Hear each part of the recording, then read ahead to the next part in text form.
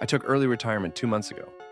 They say it was voluntary, but if you read between the lines, the transfer, the psych eval, the months of leave before I resigned, you'd see the truth. I've never told anyone what really happened in Barley Hill. Not the chief superintendent, not the shrink they assigned me, not even my wife, who thinks it was just burnout. It wasn't burnout. I know what I saw. And more importantly, I know what I heard in that cellar. But I'll start at the beginning. Barley Hill is a speck on the map in Northumberland. 2 rows of cottages, 1 pub, 1 post office, and fields that go on forever. The kind of place where time folds in on itself. I was stationed nearby in Hexham and sent out to assist local plod when a girl went missing. Her name was Abigail Shaw, 12 years old, disappeared on a Tuesday afternoon between school and home. She should have walked back with her friend Lucy, but told her she was cutting through the woods to take a shortcut, except there was no shortcut, just miles of dense forest and farmland. Her parents were frantic, understandably. I met them the night she vanished. Good people, salt of the earth types. Mr. Shaw was shaking so bad he couldn't hold his tea. Mrs. Shaw kept glancing at the clock every few seconds, like if she stared hard enough, time would reverse. The Barley Hill constable, a man named Pritchard, was already out of his depth. No CCTV in the village, no reports of strangers, no signs of struggle.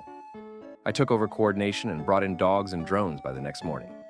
We combed every square meter of woodland for 3 days. Nothing. Not a footprint, not a thread of clothing. She'd vanished like smoke. Then on the 4th day, we found something. It was a dog walker about 2 miles from the village, near an abandoned farmstead. Old place called Greaves Orchard. The dog had gone ballistic near the collapsed barn and started digging at the earth. That's where we found the ribbon. Pink, satin, with a tiny silver bell. Abigail's mother confirmed it was hers. The barn itself was unsafe. Roof half caved in, floor rotted.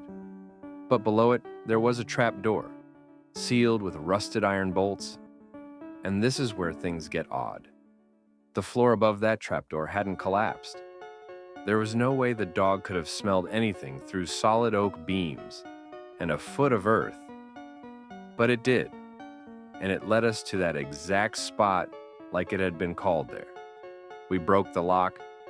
The air that came up smelled like old stone and wet iron. We descended.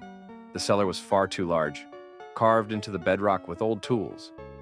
Pritchard said the farmhouse had no records of underground storage, no history, no maps, not even local gossip. But here it was, 15 feet underground, with stone shelves, iron hooks, and something that looked a lot like restraints bolted to the wall. We searched every inch. No girl, just one small shoe, tucked behind a broken crate, and carved into the wall, 6 feet up, alive, written in chalk. Still fresh. That word stayed with me. We brought in forensics. They lifted Abigail's prints off the shoe. The ribbon too, but nothing else. No DNA, no signs of anyone else. We interviewed every villager twice. I walked the woods alone some nights, flashlight in one hand, recorder in the other. That's when it started. At first, it was small things. My mobile would turn on in the middle of the night and start recording. Voice memos I didn't make. Just static and faint whispers I couldn't make out. Then came the voice. 3 times over the next week, I woke to a faint knock on my guest house door at precisely 2:11 a.m. Each time, I opened it to find no one. On the 3rd night, I stayed up and recorded the hallway. When I reviewed the footage the next morning, my stomach turned. At 2:11 a.m., the camera shook slightly, then captured my own voice, whispering, "She's in the orchard." Except I never said that. I didn't tell anyone. Didn't want to be pulled off the case. Instead, I went back to Greaves Orchard. Daylight this time. I paced the area around the barn, found nothing. But the feeling, that pressure behind the eyes, that wrongness in the air, it stayed with me. The next night, I got a call. An old woman named Mags Willoughby. She lived alone at the edge of the village, nearest to the orchard. She'd seen something, she said. Her voice trembled over the line. 2 nights ago, she told me when I got there, I saw a girl running across the field. Did you recognize her? She looked like the Shaw girl, but she wasn't right. I frowned. Not right how? She was barefoot, mud up to her knees, but her clothes weren't torn. And her face, Mags hesitated. It didn't look scared. It looked calm, like she was walking in her sleep. Where did she go? Toward the orchard, toward the barn. I stayed out there until dawn. Nothing. A week passed. The official search was scaled down, the press moved on. But I didn't. The case got inside me. I barely slept. Ate standing up. My wife said I talked in my sleep, muttering about cellars and chalk and ribbons. Then, one night, a storm rolling in over the moors, I returned to Greaves Orchard one last time. The barn was creaking in the wind. The trees swayed like they were trying to whisper to each other. I descended the cellar steps with my torch and recorder. Everything was as we'd left it. Empty, but the word alive was gone. Scrubbed clean. In its place, one word, newly written in shaky chalk, colder. I turned, heart pounding. A sound behind me and soft, delicate, a giggle. I spun and caught it in the beam, a girl, pale, dirty feet, wearing a nightgown. Abigail? I whispered. She just stared at me, smiling. I reached out, but she stepped backward into the darkness and vanished. I ran to the spot. Nothing, just stone wall.